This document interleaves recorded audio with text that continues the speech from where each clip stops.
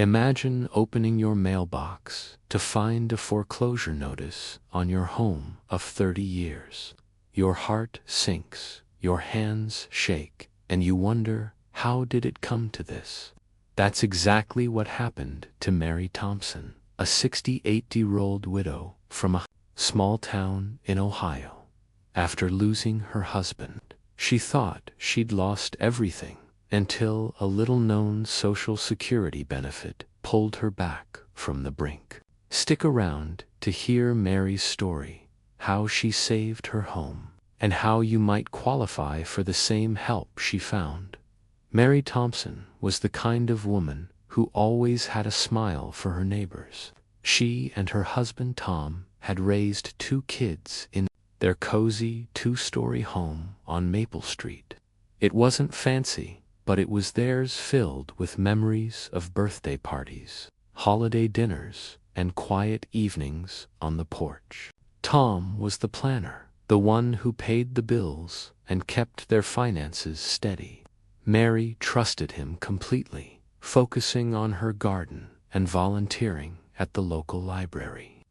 But when Tom passed away suddenly from a heart attack 2 years ago, Mary's world turned upside down. At 66, she was left not just grieving, but lost in a sea of financial confusion.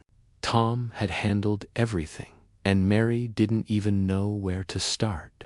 The bills piled up: electricity, property taxes, and the mortgage they'd taken out years ago to help their daughter through college. Mary's only income was her modest Social Security retirement benefit, barely enough to cover groceries and utilities.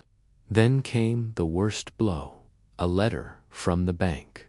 Final notice, foreclosure imminent. The words felt like a punch to the gut. Mary faced losing the home where she'd built her life, the place where her grandson, Ethan, now 16, came to stay when his mom, Mary's daughter, struggled with her own challenges. Mary didn't know it then, but there was a lifeline she hadn't considered: Social Security survivor benefits. These are payments you can get if your spouse or parent passes away, like a safety net to catch you when life pulls the ground out from under you.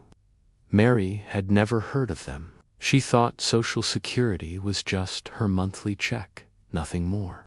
But as she sat at her kitchen table, staring at that foreclosure notice, she felt a flicker of hope. Could there be a way to save her home? Could Social Security offer more than she realized? Mary wasn't just fighting for a house. She was fighting for her memories, her stability, and a safe place for Ethan. He'd already lost his grandfather, and now he risked losing the only home where he felt secure. Mary's heart ached at the thought of Ethan sleeping on a couch in a cramped apartment, or worse. She had to find a way to keep their home, but the clock was ticking. The bank gave her 60 days to catch up on payments. Would she discover the help she needed in time? Have you ever lost someone and felt overwhelmed by what came next? Drop a comment below and share your story. I'd love to hear how you coped. Mary's days became a blur of worry. She'd wake up at dawn, her stomach knotted, and spend hours sorting through papers Tom had left in his desk. Bank statements, mortgage documents, old tax returns. It was like trying to read a foreign language. She'd sit at the kitchen table, her coffee going cold, whispering to herself, "Tom, why didn't you show me how to do this?" Ethan would shuffle in, his backpack slung over one shoulder, trying to act brave. "We'll be okay, Grandma," he'd say. But Mary saw the fear in his eyes. She tried cutting corners. She canceled cable, stopped buying meat, and turned the thermostat down until the house felt like a freezer. But the mortgage payments were still behind $12,000 and counting. Mary called the bank, her voice trembling, begging for more time. The representative was polite but firm. Pay by the deadline, or we'll proceed with foreclosure. Mary felt like she was drowning, with no one to throw her a rope. The thought of losing the house wasn't just about money. It was about losing Tom all over again. Every corner of that home held a piece of hymphident in the wall from when he'd tripped carrying a ladder, the porch swing where they'd watched sunsets. For Ethan, it was the only place he felt safe. His mom, Lisa, was trying to get back on her feet after a messy divorce, and Ethan had been staying with Mary more and more. If they lost the house, where would he go? Mary's heart broke, imagining him bouncing between unstable homes. She reached out to friends for advice, but most were as clueless as she was. One suggested selling the house, but Mary couldn't bear the thought. Another mentioned a reverse mortgage, but when Mary looked into it, the fees and risks scared her off. She even considered a part-time job, but at 68, with arthritis flaring in her knees, she knew she couldn't stand for hours at a cashier's counter. The walls were closing in, and the foreclosure deadline loomed closer, now just 30 days away. But there was a catch. The SSA needed documents: Tom's death certificate, their marriage license, his earnings history. Mary had no idea where to find half of them, and the foreclosure clock was still ticking. Would she get the benefits in time to save her home? Or would she and Ethan be out on the street? Have you ever faced a financial scare that kept you up at night? Comment below and let us know how you got through it. Mary threw herself into action. She rummaged through Tom's old filing cabinet, pulling out faded documents and dusty folders. Ethan helped, sitting cross-legged on the floor, sorting papers with her. "We're like detectives, Grandma," he said, trying to lighten the mood. Mary smiled, but her hands shook as she found Tom's death certificate. The pain of his loss hit her again, but she pushed through. She called the SSA again, submitting everything they asked for. A week later, a letter arrived. Mary's hands trembled as she opened it.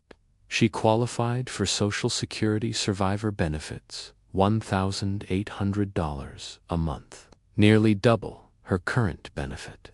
The SSA explained that because Tom had worked so long and paid into Social Security, Mary could claim a portion of his benefit as his widow. It was like finding a hidden savings account Tom had left for her. The back payments would cover most of the overdue mortgage, and the monthly checks would keep her afloat. Mary called the bank immediately. With the back payments from the SSA, she caught up on the mortgage just days before the foreclosure deadline. The relief was overwhelming. She sank into her armchair, tears streaming down her face. Ethan hugged her, his own eyes misty. "We're staying, Grandma," he whispered. For the first time in months, Mary slept through the night. The survivor benefits didn't make her rich, but they were a lifeline. Mary could pay the bills, buy groceries without wincing, and even keep the heat on. The house on Maple Street was safe, and so was Ethan's future. Mary felt Tom's presence in that victory, as if he'd found a way to take care of her, even now. Mary's story has two big lessons for anyone watching. First, check if you qualify for Social Security survivor benefits. If you've lost a spouse, you might be eligible for extra money based on their work history. Visit ssa.gov or call 1-800-772-1213 to find out. It's like checking for a forgotten savings bond. Don't miss out. Second, keep your important documents organized. Death certificates, marriage licenses, And Social Security records can make all the difference. Store them in a safe place, like a fireproof box, so you're ready if you need them. Mary's life wasn't perfect after that. She still missed Tom every day, and money was still tight. But the survivor benefits gave her breathing room. She started teaching Ethan to cook Tom's favorite chili recipe, filling the house with familiar smells. The porch swing creaked again with their laughter, and the garden bloomed with new flowers. Mary felt hope again, like a warm blanket on a cold night. Are you planning for your financial future or helping a loved one do the same? Share your tips or questions in the comments side. Love to hear from you. If Mary's story inspired you or helped you understand survivor benefits, please hit that like button and subscribe for more stories like this. Ring the bell so you don't miss our next video. And if you've got a story about Social Security, saving the day, drop it in the comments. We're all in this together. One afternoon, Mary's neighbor, Susan, stopped by with a plate of cookies. Susan was a retired school teacher, always full of practical advice. Have you checked with Social Security? She asked. There might be something for widows. Mary frowned. I'm already getting my Social Security, she said. But Susan shook her head. No, there's something else, survivor benefits, I think. My sister got them after her husband passed. You should call. Mary was skeptical but desperate.